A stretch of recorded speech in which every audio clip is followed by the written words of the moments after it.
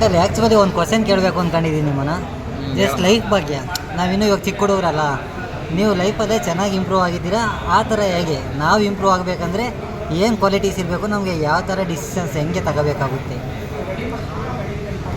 Hard work main hard work. Okay. ಆಮೇಲೆ timing sense. ಒಂದು ಕಡೆ ಈವೆಂಟ್ ಹೋಗಬೇಕು ಅಂದರೆ ಅವ್ರು 9 o'clock ಹೇಳಿದ್ರೆ 8:30 ಅಲ್ಲಿ ಇರಬೇಕು. ಹಾಫ್ ಆನ್ ಅವರ್ ಬಿಫೋರ್ ಇರಬೇಕು. ಟೈಮ್ ಪಂಚುವಾಲಿಟಿ ಇರಬೇಕು. ಓಕೆ. ಆಮೇಲೆ ಡ್ಯೂಟಿಗೆ ಬಂದಮೇಲೆ ಅದ್ರಲ್ಲಿ ಪರ್ಫೆಕ್ಟ್ ಇರಬೇಕು. ಅದರಲ್ಲಿ ಏನು ಕ್ವಾಲಿಟಿ, ಏನು ಪ್ರಾಡಕ್ಟ್ ಮಾಡ್ತೀವಿ ಅದ್ರ ಕ್ವಾಲಿಟಿ ಇರಬೇಕು, ಅದು ತೋರಿಸ್ಬೇಕು. ಓಕೆ. ನಾನು ಬಿಫೋರ್ ಲಾಕ್ಡೌನ್ ನಾನು ಏನಂದರೆ 2 hours ಮಲಗಿದ್ರೆ ಅದು ಹೆಚ್ಚಿ. ಬಿಫೋರ್ ಲಾಕ್ಡೌನ್ ಅಂದರೆ ಎರಡು ಗಂಟೆ ಮಾತ್ರ ನಿದ್ದೆ ಹೋಗ್ತಾಯಿದ್ರಿ, ಇನ್ನೆಲ್ಲ working time hours work. Okay. 3 types of work ಮಾಡ್ತಾ ಇದ್ದೆ. ಓಕೆ. ಒಂದು ಟ್ರಾನ್ಸ್ಪೋರ್ಟ್ ಲೈನು, ಓಕೆ. ಒಂದು ಕಡೆ ಆಫೀಸ್ ಅಕೌಂಟೆಂಟ್ ಕೆಲಸ, ಓಕೆ.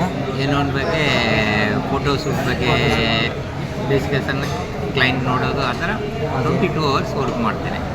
ಆ ಥರ ನೀವು ಅಷ್ಟೊಂದು ವರ್ಕ್ ಮಾಡಿ ಅಂತ ನಾನು ಹೇಳ್ತಾ ಇಲ್ಲ. ಒಂದು ಮನುಷ್ಯನಿಗೆ 8 hours ಪಕ್ಕ ನಿದ್ರೆ ಬೇಕೇ ಬೇಕು. ನೀವು ಒಂದು 12 hours ಮಾಡಿದ್ರು ಪರ್ಫೆಕ್ಟಾಗಿ ಮಾಡಿ ಅಂತ ಹೇಳ್ಬೋದು ನಾನು. ಟೈಮಿಂಗ್ ಕೀಪ್ ಮಾಡಿ ಪರ್ಫೆಕ್ಟ್ ಮಾಡಿ ಮುಂದಕ್ಕೆ ಬರ್ತೀರಾ. Thank you so much uncle. Just ಈ ಇನ್ಫಾರ್ಮೇಷನ್ ಕೊಟ್ಟಿದ್ದಕ್ಕೆ.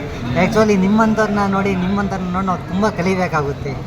ಹಾಗಾಗಿ ಹೇಳಿದೆ. Thank you so much. ಇನ್ನೊಂದು ಏನಂದರೆ, ಹೇಳಿ ಅಂಕಲ್. ಹಾರ್ಡ್ ವರ್ಕಿಂಗಿಂದ ಓಕೆ. ಸ್ಮಾರ್ಟ್ ವರ್ಕ್ ತುಂಬ ಬೆಸ್ಟ್. ಸ್ಟಾರ್ಟಿಂಗಲ್ಲಿ ಹಾರ್ಡ್ ವರ್ಕ್ ಬೇಕೇ ಬೇಕು. ಇವಾಗ ಆಮೇಲೆ ಸ್ಮಾರ್ಟ್ ವರ್ಕಿಗೆ ಪ್ಲ್ಯಾನ್ ಮಾಡಬೇಕು.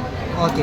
ನಾವು ಕೂತ್ಕೊಂಡು 4 ಜನಕ್ಕೆ ವರ್ಕ್ ಕೊಡೋ ಥರ ಪ್ಲ್ಯಾನ್ ಮಾಡಬೇಕು. ಓಕೆ. ಓಕೆ ಅಂಕಲ್, ಈಗ hard work and smart work ಬಗ್ಗೆ ನೆಕ್ಸ್ಟ್ ವೀಡಿಯೋದಲ್ಲೇ ಮಾತಾಡೋಣ. ಹಾರ್ಡ್ ವರ್ಕು ಡಿಸ್ಕಷನ್ ಮಾಡೋಣ ಯಾವ ಥರ ಹೆಂಗೆ ಅಂತ. Thank you.